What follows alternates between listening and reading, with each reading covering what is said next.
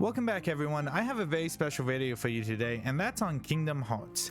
Now before we get started, I want to say 3 things. 1. Obviously spoilers ahead for the story. 2. I played the story so far version, so if I complain about something that's unique to this one, please let me know in the comments down below, because I've never played any other version. And 3. I am not a big Disney guy. I understand the references in this game, but I was way more excited to see Cloud than I was to see Ariel.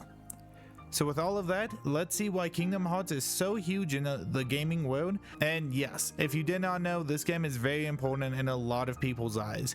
Even if you don't know who Sora is, you've probably seen the Keyblade before. If you didn't know though, Kingdom Hearts is basically a mix of the Square Enix universe and the Disney one.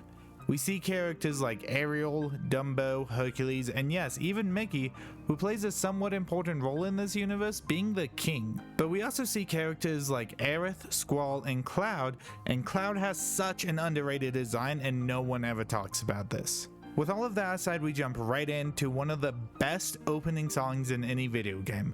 Like, this shit has me grooving in my seat. This gets me hyped for the game, and that is one thing very consistent through Kingdom Hearts. The music is fantastic almost all the way through. Sometimes when the Traverse Town theme starts over and over and over again because I stop fighting, it gets a little annoying. But besides that, the main draw of Kingdom Hearts is the fact that, like I said before, the game is made by Square Enix with all of your favorite Disney characters. I will say, even though I'm not a big fan, it is nice seeing all these characters in a game and definitely adds one of the most unique character rosters ever. But a game can't just rely on the characters, it has to have some fun gameplay and a decent story. And well, this is where Kingdom Hearts is both amazing and terrible. Now before I get burned on a stake, hear me out. I want to start with the gameplay because the story is a can of worms. But I had a really fun time playing this game. However, in the beginning, it felt super limited. While the idea is super unique of you picking what skills you want and you have to pay for them with a point system, why don't we have a dodge roll? This isn't the biggest deal, but it bugs me that you have to use AP to do this. However, the longer you play, the more points you get and the more unique you can make your playstyle.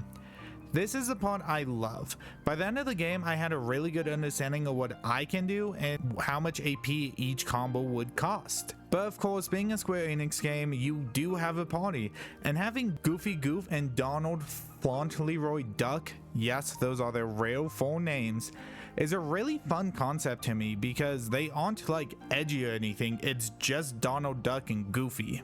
Now, you can switch out party members for other Disney characters in their worlds, like Peter Pan and Jack Skellington. Once again, this is really fun.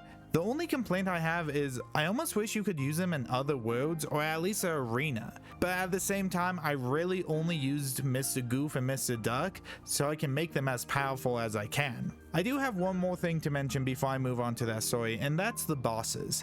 In my opinion, most of the bosses are pretty mid. Not terrible, but just kind of button mashes with some unique gimmicks, with only one Wish.com Sephiroth really giving me trouble. Honestly, that part doesn't even really bother me, but the part that does is how separated Kingdom Hearts world is from the Disney characters. What I mean by this is whenever you fight a Disney villain, they're normally just the villain. Maybe riding a lizard or something, but that's about it. I wouldn't say this is awful, but could you imagine if the villains had unique designs because of the Heartless? Like if Clayton and the Lizard fused, or if Ursula was a good fight. Both of these would have been amazing, but like I said, what we got wasn't awful, I just wish they mixed these worlds more together.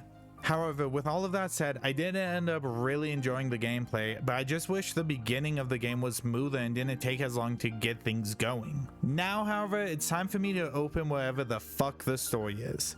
Kingdom Hearts has a history of being a very complicated story, but for the sake of my brain and this video, I'm only going over the first game's story.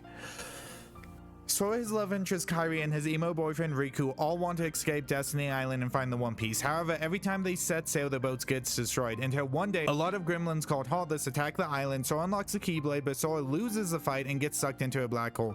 This sends him to Traverse Town, and After meeting up with Goofy and Donald starts going off to other worlds to try and find Riku and Kairi. We see later the conspiracy to try and find 13 princesses, Kairi being one of them. The emo boy turns evil and believes Sora just abandoned him for Donald and Goofy, and instead of talking for a second or doing anything, Riku just swears to kill Sora and take the Keyblade. Sora loses the Keyblade, Donald and Goofy abandons him. He takes the Keyblade back, saves the princesses, find Kairi's, and fight the aforementioned Wish.com Sephiroth, who turns into a fucking battleship somehow. Oh, and Mickey and Riku closes Kingdom Hearts, which is a door. And with all of that said, that's the story of Kingdom Hearts. Was it confusing? Absolutely. But how do I feel about the entire game? I loved it. I had such a fun time fighting these bosses, doing the arena challenges, and seeing all these worlds. While I don't think it's a perfect game by any measure, I absolutely love this one, and I'm really excited to talk about the second one. I heard there's a lot of stuff that I have problems with, and this one that gets fixed. So if you never tried it, give Kingdom Hearts a chance, and if you like this video, maybe I'll make one on Kingdom Hearts too. But let me know what you thought in the comments, and thank you all so much for watching. I will see you next time. Bye!